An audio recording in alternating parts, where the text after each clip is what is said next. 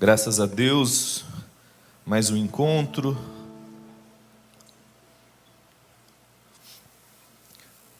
Eu me dei conta que eu estava com cansaço hoje. Eu estou fazendo ainda acupuntura e algumas coisas de fisioterapia por causa da paralisia no rosto, e a mulher da acupuntura falou: olha, é bom que você não se exceda. E eu me dei conta que eu ministrei sábado, ministrei domingo, ministrei segunda, ministrei terça, ministrei quarta e vim ministrar hoje de novo. Eu não estou fazendo nada. Só que eu não vou contar para ela. Estou brincando. Antes de eu dar continuidade aqui, finalizando a nossa série, ontem, ou melhor, antes de ontem, nós iniciamos para os voluntários aqui da Reino, o módulo de Romanos, daquilo que tem se formado, se estruturado, da escola ministerial, Essential School. No semestre que vem, ou quando Deus assim permitir, vai ser uma escola voltada para Reino e para outras comunidades e para outros lugares, uma escola paga. As pessoas vão ter que fazer a inscrição para poder fazer e pagar para a escola, para estudar. Mas por uma visão de um cuidado ministerial sobre o olhar do Eduardo e da liderança, agora, nesse semestre, todos os voluntários vão, de uma forma generosa, a Reino vai oferecer isso, sem custos.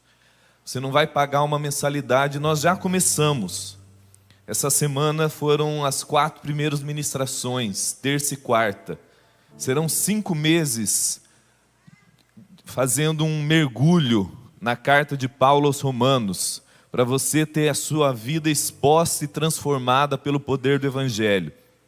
E se você é voluntário e ainda não começou, o prazo limite para você começar aquilo que eu combinei com o Eduardo é essa próxima terça-feira. Por quê? Porque senão você vai entrar totalmente perdido no conteúdo e não vai ser bom nem para você e nem para quem já está ali, você vai ficar perdido.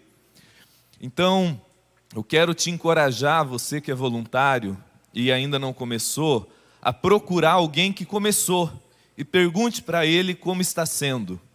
Como foram essas primeiras ministrações.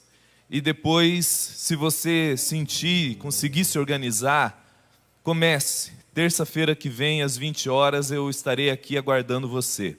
Tá bom? Vamos ler Efésios, no capítulo 1. Nós começamos há 3 semanas, uma série chamada New Creation, Nova Criação. Porque algo que a gente precisa guardar e continuamente se lembrar é que a fé cristã, o Evangelho, não diz respeito a você e eu aderirmos uma nova religião, uma filosofia bonitinha de Jesus, um corpo de regras do que a gente tem que fazer para impressionar os céus. A fé cristã, a vida cristã, diz respeito a uma nova criação. A boa notícia de que, por aquilo que Deus fez em Cristo, na vida, morte, ressurreição e ascensão de Jesus, o mundo não é mais o mesmo. A nova criação, o reino de Deus esperado para o fim da história, irrompe no meio da história, na ressurreição de Jesus. A nova criação começa no meio do velho mundo. O reino de Deus começa a ser estabelecido no meio da velha história. Uma nova história começa em Cristo. E a boa nova, incrível, surpreendente, é que você e eu, que somos alcançados pela graça de Deus, pelo poder do Evangelho, nos tornamos, já no presente, nova criatura. Um novo tipo de ser humano. E o que a gente tem refletido, meditado, é que nessa nova criação, nesse novo mundo, no reino de Deus que irrompeu na história, não por completo, mas já começou. Ainda tem muito a ser revelado, mas já começou. Nessa nova criação, existem realidades, verdades poderosas e transformadoras que o Evangelho declara como já são verdades sobre nós, na nossa vida, e que conforme isso vai sendo assimilado e crido, isso vai transformando a sua vida, isso vai curando a sua vida. E eu queria ler com vocês alguns versículos desse final do capítulo 1, que é onde a gente tem refletido, que provavelmente é um dos capítulos mais lindos que Paulo já escreveu, porque Efésios é conhecido como o evangelho da igreja, as boas novas para a igreja. Por quê? Porque essas pessoas já tinham ouvido o evangelho, já conheciam as boas novas, já eram cristãs. Mas Paulo não se cansa de reafirmar verdades eternas sobre eles, sobre nós. Porque uma coisa que a gente tem que entender é que a nossa alma, ela é muito lenta no aprendizado. Ela é lenta em aprender, mas ela é rápida em esquecer. Às vezes a gente ouve e aprende algo e a gente fala ok. E nós vivemos numa sociedade que sempre tem que ter algo novo, algo novo, algo novo, uma novidade, sempre uma novidade. E isso na fé, no Evangelho, na nova criação, é algo muito perigoso. Porque existem verdades eternas do Evangelho ao seu respeito, que curam a sua vida e que precisam ser ditas e reditas e renovadas e reafirmadas continuamente sobre nós. E é isso que Paulo começa fazendo. E nessa oração, e é uma das orações mais lindas, Efésios 1, do versículo 15 em diante, ele ora, diz assim: por essa razão, desde que ouvi falar da fé que vocês têm no Senhor Jesus e do amor que demonstram para com todos os santos, eu não deixo de dar graças por vocês, mencionando-os em minhas orações. Verso 17: peço que o Deus do nosso Senhor Jesus Cristo, o glorioso Pai, dê a vocês espírito de sabedoria e revelação no pleno conhecimento dEle. Oro para que os olhos do coração de vocês sejam iluminados, a fim de que vocês conheçam a esperança para a qual Ele os chamou, a esperança do seu propósito, da sua vocação, e as riquezas da glória da herança dEle nos santos. Aqui, Paulo engloba tudo que a gente viu nos dois últimos encontros. Porque ele vai dizer, e a gente viu, que uma das verdades mais poderosas que você e eu precisamos continuamente ser renovados, é que agora, na nova criação, no reino de Deus, você e eu recebemos uma nova identidade em Cristo, conquistada por Cristo e nos dada como um dom. Você não apenas aderiu e abraçou um corpo de regras para seguir Jesus. Não, você foi alcançado por Ele, pela graça dEle, e recebeu dEle uma nova identidade, um novo nome, com novas qualificações, com novas definições que dizem quem você é.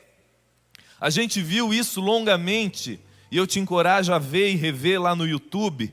Mas o que Paulo está orando agora, na primeira parte, ele diz: eu oro para que os olhos do entendimento de vocês se abram para a certeza, para a esperança, para a expectativa do seu chamamento. O que ele está dizendo? Ele está dizendo assim: olha, eu oro para que o coração de vocês se abra e vocês compreendam genuinamente que vocês são em Deus, e aquilo que já é verdade sobre vocês, essa nova identidade em Cristo, e Cristo sendo formado em vocês, se cumprirá plenamente. É uma expectativa. Esperança no Novo Testamento não é tomara que dê certo, não, é uma certeza de que aquilo se cumprirá. E ele está orando, e uma das coisas que você e eu mais precisamos é entender quem nós somos. E o Evangelho diz quem nós somos.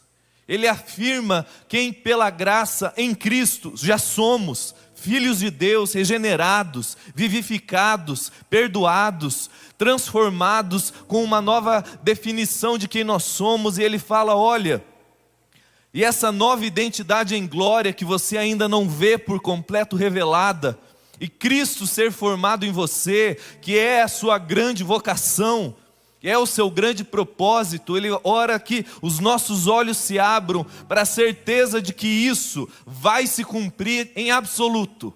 Vai acontecer, você se transformará por completo em quem em Cristo você já é.